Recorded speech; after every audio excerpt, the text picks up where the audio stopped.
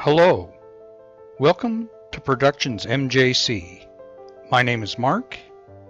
I had inspiration to talk to you about something that I noticed.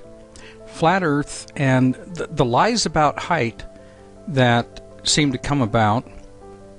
Now, what does that mean? Well, I did this for a while, and when you get up there you see more, you see different things. And I want to put some things into perspective for you. You know, from up there you gain a different vantage point. And when you're up doing the things up there, certain aspects of what we're talking about come to mind. If you notice the electric service wire, the phone and cable and TV wires, they drop down from the pole. And when they drop down from the pole, interestingly enough, they attach to the house and they are called drop wires. So these drop wires, of course, now here's an example how they drop down from the pole and attach to the house, whether it's the weatherhead or some other anchor point, and this is how they attach to the pole. You pound those J-hooks in with a hammer, and they do have a screw so you can get them out. But that's how those attach. Now as they drop down, what do they form? They form a right triangle. The right triangle, if you notice the angle of elevation, there's the angle of depression. And I'll show you where I'm going with this. Here's a bunch of different triangles. We're going to be interested in the Pythagorean right triangle. We're going to discuss some things. So the hypotenuse is the long side. Now leg 1 has different names. Leg 2 has different names. Leg 2 is the rise. Leg 1 is the run. And the right triangle is unique in the fact that that 90-degree angle helps you figure out things, and all you need is two other. You need either the length of the run or the angle A or something, and you can figure out everything else. Pretty neat stuff. I know I'm losing a lot of flat earthers because they don't believe in math. They don't believe in Pythagorean's theorem. They do say Pythagorean was the devil incarnate. Some of them, I mean, it's really nuts, but they do. So on this, what we're going to do is, let's say a bird is up in a tree, and at 20 feet he's looking down at an angle of 60 degrees. And if somebody were looking up at him, they would be looking up at 30 degrees. We know this because in a triangle, 180 degrees is the sum of all the degree angles. So we're given that that's a 90. It's always going to be a 90 in our calculations. So what does that have to do with the flat Earth model? I mean, here's the flat Earth model. Why am I talking about right triangles and everything else? Well, as you look at this, like I said, you can figure things out if you're just given two sides, because you're actually given one, the 90 degrees. So you can figure stuff out. You can figure stuff out right away. And let's see if we can figure something out here. Well, as we look, let's figure out what the angle is we're looking at, because most flat earthers will tell you that the horizon rises to your eye level so that you can see the horizon is always the same place no matter how high you go. I've always said in my videos that that's a bunch of bunk. You're looking down at such an imperceptible angle you don't even realize it without calculating it beforehand. But now I'm going to show you the calculations. So at a viewer height of 2 feet 8 inches, which that is, the horizon is 2 miles away. So what does that mean? Well, there's a cute little calculator here that I used, and it shows you that leg A, the rise, if the rise is 2 feet 8 inches high, and the leg is 2 miles, leg B, which is the run, then you can figure out that angle A, angle of elevation, and the angle of depression, you're looking down, but it's imperceptible, less than 1 degree. So what does that mean?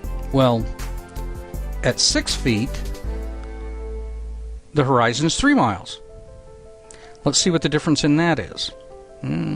Can't look at the angle B. You can't really tell on those results. It's just imperceptible. There's other, 4 miles at 10 feet, 8 inches high. Yeah, what are you looking at? Still imperceptible. I mean, you can't really tell anything. And, I had other examples like 6 miles. If you're 24 feet high, that's where that's where it is, but at 42 feet, 8 miles, but this is 42 feet, 8 inches high, the horizon is 8 miles. Do you notice a pattern here? The higher you get, the farther you can see. You ask a flat earther, why is it that you can see farther the higher you get? And the answer, incredibly, is, well, that's because the higher you get, the farther you can see. You said, no, why is that? How come I can see farther the higher I get? And they said, because the higher you get, the farther you can see. Like that's not an answer. That's nonsense. That's something you'd hear from a kindergartner. Why can you see farther? I mean, let's go for, here's 42 feet. Look at the angle. It's still less than 1 degree. Well, let's go for broke. 1855. That is the observation deck of the Burj Khalifa. This is the highest you can stand in a building and look out. Where is the horizon? If you're looking towards the Kish Airport, which is 122 miles away, the horizon is 52.74 miles away. So you're less than half the distance from that, the Kish Airport. No wonder you can't see the Kish Airport lights from the Burj Khalifa. But what is that angle? Let's see. What is that angle? Do you realize what that is? That is less than half a degree. Okay, let's flip it around. It is less than 4/10 of 1 degree. If you are 1,855 feet in the air, looking out over 52 miles of ocean, your head is tilted down half a degree. Less than half a degree. 4/10. I mean, it's imperceptible. The people that don't understand what's going on, I can't really understand what their problem is. Let's see these observers. The observer on the left, observer on the right. Let's put some arrows in there so you can see what's going on. Well, observer on the left. There in the middle arrow is pointing to the horizon. So for the person who is 20 feet high on the left, there's their horizon. But for the person who is 1,855 feet high, the same point, but yet the run of their triangle is quite a bit longer. That's why you can see farther when you get up higher, is because you're looking around a ball. Now on this, see that the higher you get, a flat earther will tell you that the higher you climb up this transmission tower, the longer the run will get. It won't stay 87 feet. The higher you get, the farther you can see, the run will get longer, but that is not the case. That is absolute bunk. Also, here's a picture that I took from 3 feet off the water at a building which is 10.84 miles away. All you can see is the roof.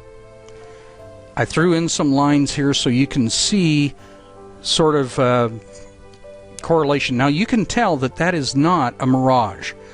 That is water blocking your view. So here I get up about 50 feet off the water, and lo and behold, you can see the whole building. So I go from 3 feet to 50 feet, and I can suddenly see farther, because according to the flat earthers, now I'm not looking through thick air. The air is thinner because I've gone from 3 feet to 50 feet, and I can see farther, which is absolute bunk. It's absolute stupidity. When you look at The lines I put in here, they're the exact same as the one before. The only thing that has moved down is the visual portion of that building that is 10.84 miles away. And this is, I wanted to show you that the viewer height in 50 feet, even though the horizon is roughly about 8 2/3 miles away, there is some of that building that is hidden. I can't see the absolute bottom of it, but I can see a great deal of it compared to the 3 feet high when all that I could see was the roof. And this is Bear Lake in Idaho, Utah, and that's my observation points. One 3 feet, one 50 feet. Now see the truck on the left, a truck on the top has moved over to the left a little bit. It's a little bit farther behind, down the hill. It can't see the box on the right. Now the truck on the bottom has moved to the right a little bit, just a little bit more, and it can see around the curve and it can see the box. Box comes into view. That's what we're doing on our globe Earth. Now, this on the top, that looks like the road just goes straight along.